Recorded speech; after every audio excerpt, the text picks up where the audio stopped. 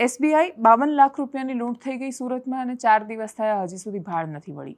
આટલી ગંભીર ઘટના, એટલે તમે મની હાઇસ્ટ જેવી સિરીઝ જુઓ કે પછી પેલી આમિર ખાનવાળી ધૂમ કે આ કોઈ પણ જુઓ ઘટનાઓ, ત્યારે માણસો આમ છેક સુધી એવું વિચારતા હોય, એટલે એનું મન તો એ બાજુ જ હોય છે. પેલો આમાં આરોપી બતાવ્યો છે, બતાવે જ એ રીતે કે તમારું મન એવું કે નહીં, આ જો સરસ રીતે હાઇસ્ટ થઈ જાય તો સારું. એમ તમે તરત એકદમ તત્પર રહો, હવે શું થશે, એની ઉત્તેજના તમારી અંદર રહે. એટલે મની હાઇસ્ટ જોવાની શરૂઆત કરો તો તમે પૂરી કર્યા વગર છોડી ન શકો, એ પ્રકારની સ્થિતિ થાય. એટલે જે ફિલ્મોમાં હાઇસ્ટ બતાવે છે એવી ખરેખર હાઇસ્ટ થાય ત્યારે શું આપણી પોલીસ એટલી ઝડપે અથવા એ રીતે જ કામ કરી શકે છે જે રીતે ફિલ્મોમાં બતાવે છે? તો એ જવાબ તો હવે હજી 4 દિવસ સુધી તો નથી મળ્યો, કેમ કે 4 દિવસ સુધી સુરતમાં થયેલી હાઇસ્ટ લૂંટ એના કોઈ એંધાણ નથી મળ્યા એ માણસોના. હા, લોકેશનને બધું ટ્રેસ કર્યું છે છેલ્લે એ લોકો જે લઈને ગયા હતા એ, અને એટલે જ એના પરથી એ હાઈવે બાજુ ગયા એવું અનુમાન છે. પણ એના પછી એના CCTV સામે આવે એ બહુ રસપ્રદ છે. આખી ઘટના શું થઈ હતી? સુરતનું લંબે હનુમાન રોડ વરાછા વિસ્તાર, ત્યાં આવેલી SBIની બ્રાન્ચ, ત્યાં માણસો 5 થી 6 લોકો ગયા. હિન્દી ભાષી હતા, હિન્દી બોલતા હતા વાતચીતમાં, જે CCTVમાં દેખાય સંભળાય અને સામાન્ય માણસોએ જોયું એના આધાર પરની આ વાત છે. એમણે 12:40 મિનિટ રાહ જોઈ. 1:11 એ લોકો ત્યાં પહોંચ્યા. 40 મિનિટ રાહ જોઈ કે CMS, પેલી વાન કે જે પૈસા લઈને આવતી હોય, એ કેશ મેનેજમેન્ટ સર્વિસ, જે કેશ મેનેજમેન્ટ સર્વિસ આપતી કંપની હોય એના પૈસા હોય. એટલે એ લોકો રાહ જોઈ રહ્યા કે વાન આવે. એ વેન આવી. 40 લાખ રૂપિયા એમાં અને 12 લાખ રૂપિયા હતા બેંકમાં. એ રીતે માત્ર 1:11 પહોંચ્યા, 40 મિનિટ એની રાહ જોઈ અને પછી 13 મિનિટમાં એ લૂંટ ચલાવીને બંદૂકના નાળચે ખરેખર બેંકની અંદર ફિલ્મોમાં થાય છે બિલકુલ એ રીતે 52 લાખ રૂપિયા લૂંટી લીધા અને પછી એ ભાગી ગયા. એમના ભાગ્યાના તરત પછી સુરતમાં DCPથી લઈને ACPથી લઈને બધા જ અધિકારીઓ, અનેક પોલીસની ગાડીઓ ત્યાં લાઇનસર આવી ગઈ હતી. એકસાથે બધું જ સર્વેલન્સ શરૂ કરી દીધું અને તરત જ બધા પ્રયત્નો શરૂ કરી દીધા. અને એટલા બધા પ્રયત્નો કર્યા કે ચોથા દિવસે હજી ભાળ નથી, ખબર નથી કે લૂંટારુઓનું શું થયું.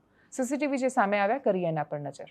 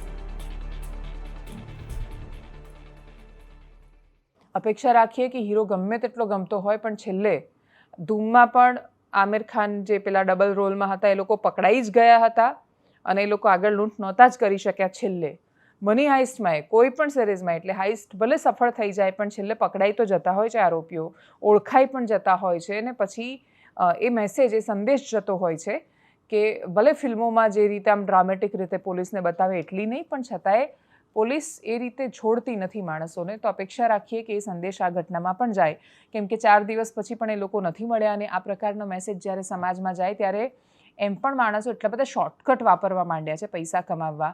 એટલે કોઈ મજાકમાં પણ ઇવન કોઈ પૂછે કે મારે 5 કરોડ જોઈએ છે તો પેલા કે સારું, કાલે હું બેંક લૂંટી લઈશ. તો આ મજાકમાં બોલાતી વાતો લોકો ખરેખરમાં લાગુ કરવા માંડ્યા છે. એટલે એ થતું રોકાય બહુ જરૂરી છે.